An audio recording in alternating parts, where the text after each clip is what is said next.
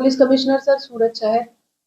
अधिक police commissioner sir sector 2 Surat शहर तथा नायब police commissioner sir zone 7 Surat શહેરનાઓની સૂચના અનુસાર પોલીસ સ્ટેશન વિસ્તારમાં નોંધાતા ગુનાઓ જે છે એની અંદર મહેનત કરીને ડિટેક્શન લાવવા માટે તથા આરોપીઓને પકડી પાડવા માટે જે સૂચના આપવામાં આવેલ હતી તે અંતર્ગત પાલ પોલીસ સ્ટેશનની અંદર ચાલુ માસમાં ચોરીના 2 બનાવો નોંધાવા પામેલ હતા, જેની અંદર વિગત જોઈએ તો બાંધકામની સાઇટ ઉપરથી જે અર્થિંગ સહિત અલગ અલગ કામગીરી માટે વપરાતા કેબલ જેની અંદર કોપર જેવી ધાતુનો ઉપયોગ થતો હોય એવા અલગ અલગ પ્રકારના કેબલ્સની ચોરીની 2 ઘટનાઓ સામે આવેલ હતી। પાલ પોલીસ સ્ટેશનને આ અંગે જાણ થતા તેઓ અલગ અલગ 2 એફઆઈઆર નોંધીને કુલ 43,55,000 જેટલી રકમનું જે ચોરી કેબલના વાયરોની ચોરી થઈ હતી તે અંગે જરૂરી કાર્યવાહી હાથ ધરી હતી। પાલ પોલીસ સ્ટેશનની ટીમ દ્વારા આ બંને ગુનાઓમાં कुल 5 आरोपीओने डिटेक्ट करीने जरूरी कार्यवाही करवामां आवेल छे, जे पैकी 3 कायदाना संघर्षमां आवेला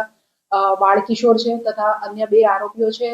जेमनी धरपकड़ करी रिमांड मेळवी गुनानी तपास पाल पोलीस स्टेशन द्वारा हालमां करवामां आवी रहेल छे। जे 2 आरोपीओने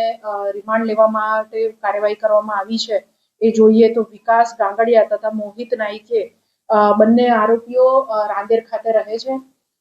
तथा एक आरोपी जे छे विकास गांगड़िया ए अमदावाद तथा मोहित नाईके जे छे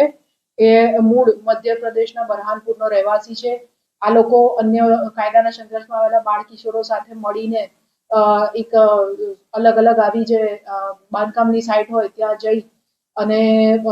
वॉच करता हता अने त्यारबाद ज्यां कोईनी नजरे न आवे ए रीतना अलग अलग मोटा थैलीओमां वगैरेमां भरीने आ प्रकारना जे किंमती वायरो होय ते चोरी लई जईने तेनो निकाल करता हता। आ लोकोनी साथे આગળ આ જે ચોરીનો માલ છે એને કઈ રીતે વેચતા હતા, ખરીદનાર કોણ છે વગેરે મુદ્દાઓ અંગે પાલ પોલીસ સ્ટેશન દ્વારા અત્યારે તપાસ ચાલી રહી છે। આ લોકોનો ગુનાનો ઇતિહાસ જોઈએ તો પાલ પોલીસ સ્ટેશનમાં 2 ગુના તથા અડાજણ પોલીસ સ્ટેશનમાં 1 ગુનો નોંધાયેલો છે। આ લોકો નાની ઉંમર ધરાવે છે તથા કોઈ જ કામ ધંધો કરતા નથી, જેથી પોતાને થોડા ઘણા પૈસા જે ખર્ચ માટે જોઈએ એના માટે આ લોકો આ પ્રકારની બાંધકામ સાઇટ્સ જે હોય જ્યાં આગળ કોઈ પ્રકારનું બાંધકામ ચાલતું હોય એવી જગ્યાઓએ જઈને રેકી કરીને આ પ્રકારના કેબલની ચોરી વાયરોની ચોરી કરે।